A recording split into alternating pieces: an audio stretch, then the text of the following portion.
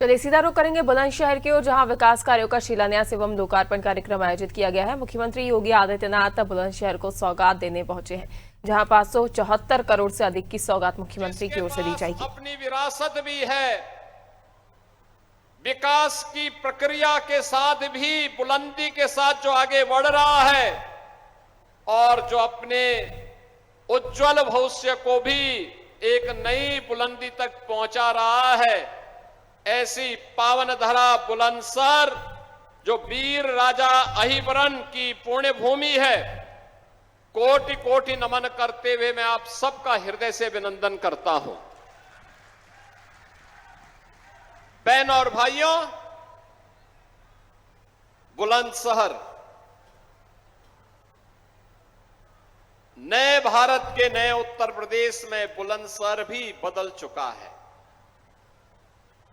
मुझे 2017 में विधानसभा चुनाव के दौरान जब मैं आया था, तब यहां पे भय और दहशत का माहौल मैं देख रहा था।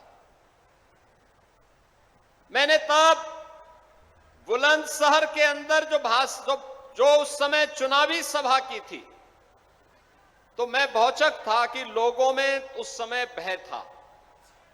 और आज हमारा बुलंदशहर निर्भय होकर के विकास की प्रक्रिया के साथ मजबूती के साथ जुड़ा हुआ है।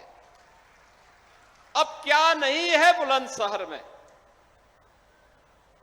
कितनी शानदार, यानी देश की सबसे बड़ी एक्सप्रेसवे गंगा एक्सप्रेसवे बुलंदशहर को लेकर के आगे बढ़ रही है। और बुलंदशहर से जब आप आगे बढ़ेंगे तो मां गंगा का सानिध्य पाते पाते अब प्रयागराज तक 5 घंटे में पहुंच जाएंगे। मेरे सामने मंच पर उपस्थित हमारे सभी माननीय जनप्रतिनिधियों ने प्रस्ताव रखा कि यह देश के सबसे बड़े एयरपोर्ट के साथ भी गंगा एक्सप्रेसवे को मिलाना चाहिए। हमने उसकी स्वीकृति भी दी और बुलंदशहर से लिंक एक्सप्रेसवे जेवर एयरपोर्ट को जोड़ने के लिए फिर मेरे पास यहां के माननीय विधायक और माननीय सांसदों ने कहा कि इसमें किसानों का मुआवजा बढ़ना चाहिए। हमने कहा वह भी स्वीकृत करेंगे। और मुझे आज बताते हुए प्रसन्नता है, हमारा अन्नदाता किसान भी खुशहाल है।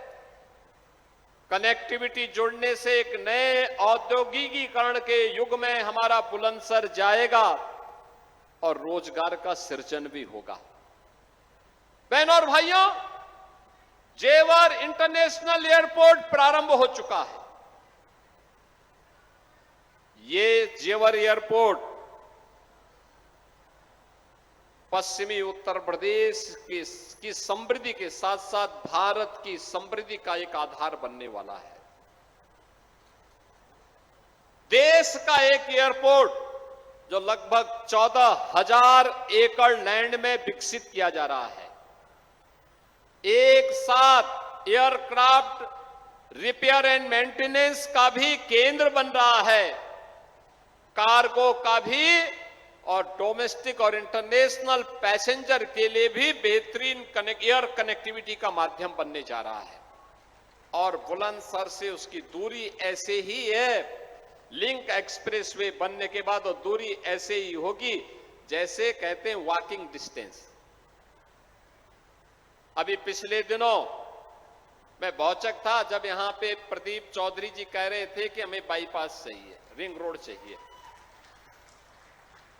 उस बैठक में भोला सिंह जी भी थे, डॉक्टर महेश शर्मा जी भी थे, सुरेंद्र नागर जी भी थे, यहां के हमारे सभी विधायकगण थे।